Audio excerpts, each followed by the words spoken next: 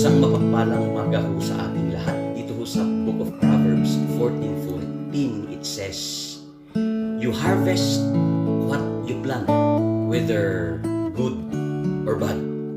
Anyaman ti imula tayo na imbagken, haan nga naimbag, kunan ti apo isu ti apiton tayo." And in the book of Galatians 6 verse 7, it says, "God is not mocked. For whatever a man soweth, he shall reap." Wow. Ibagbagan ti saon ti apo dito, anyaman ti imula tayo, isu ti apitan tayo, naimbag wanuhaan. Kat adi di naimbagan ti imula tayo. And as we start our day today, this morning, dito nga agmalem, tapno mayat ti apit tayo, nurabii, sakpay tayo nga maturog, agmula tayo ti mayat, naimbag tatangag sapa. Kas jaymat, no kayat tayo nga mayat ti apitan tayo sakbay nga ag turpos ti tawen, agmula tayo ti mayat, nga mula ti daytoy nga lawas. Naalala ko si Jacob, dati kabsat na nga ni Esau, kunan di tatangda nga ni Isaac, lumakayan, kunana ni awanan, hanakon nga makakita, retired akon, senior citizen akon, masapulan nga ipasaken iti mantel, iti baton, iti leadership, iti pamilya, iti clan. And so automatic nga ijay Israel, kultura da nga di panganay isu iti maitudan na di ay tawid, iti yauna. And ni Esau di ngam ni Jacob kunan ni inana, "Anak, kayat ko nga si kati mang awat ijay ijay tawid, haan nga ni manong mo ta, mas bagay mo, mas cute ka." And so nagaramid dati pamuspusan, tapno maalilaw da ni amada. In taunda nga kunan pinmanaw ni Esau na pananganop, takunan ni Esau, "Daddy, umayak no malam, ket panakpay manganop, ti ugsak, favorite mo nga, tapno sakbay kang agtot-tot-pik, madamdama, kalpasan nga kanen, di dyan ay inanupak. Ket i-release mo ti blessing kinyak." Awan, sige anak ko nan piman ni Isaac. Ngam di pinmano nga napan ng apo, ginundawayan dagiti ag ina, kunan ni Rebecca. Ag disguise. Ni, ang balik nga makakita ni Amayo. Agparang nga ni Esau. Habang awan, pailangan, paspasam. To cut the story short,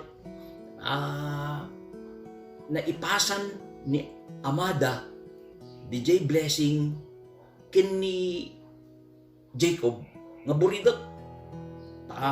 Napan ni Jacob, kunana, "Daddy, ni mayaken, kat ni mangankan iti paborito nga ugsa, nung nalang ginata nga 4 kilo, iya palingki.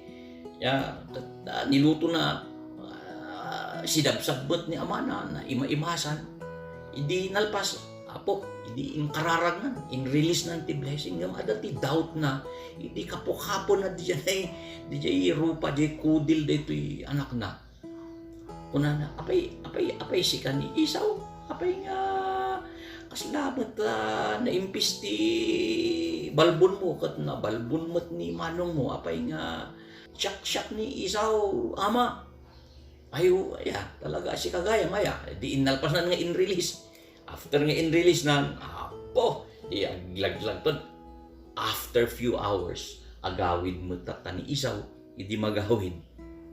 Kuna na, "Daddy, agsagana ka, amo ka nagbisin-bisin ka, kat mabitlaang isaan ko na ito, tani, adati inanupak nga talagang kalalaingan ng ugsa."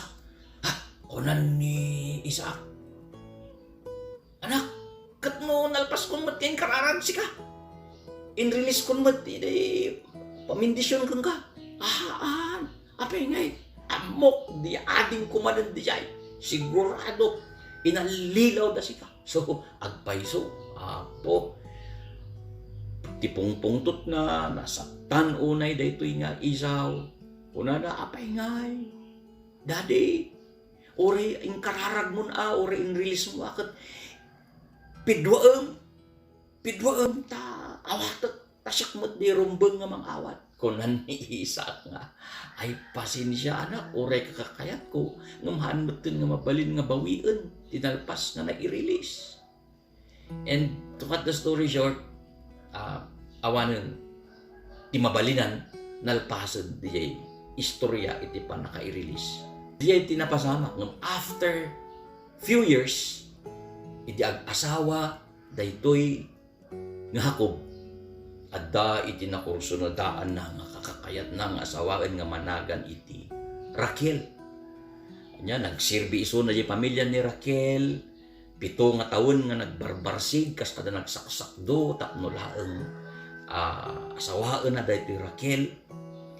Ngam idi rabiin nga sakbay na nga asawaan kaagsapaan na DJ Raquel, Allah, sa balimot tati inyabay dakinya nakat DJ managan ti Leah. Kunan daytoy aman ti babae, ay pasensya Jacob. Han mo nga mabalin nga asawaan ni Raquel. Ugali mi nga sakbay nga asawa ti adading di iya unapay.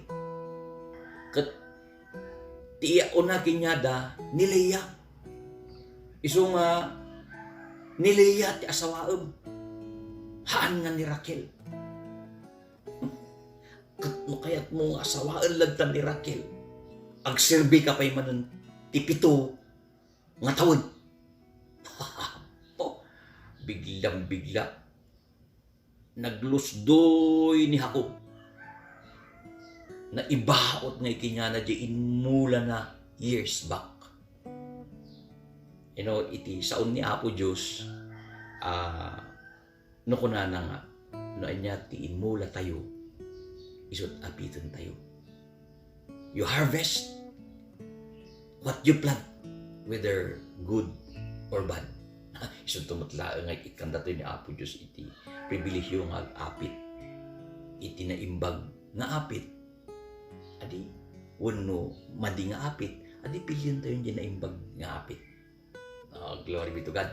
Proverbs 14 verse 14. God bless us all, and ti agmalem we can choose no anya di imula tayo, either good or bad.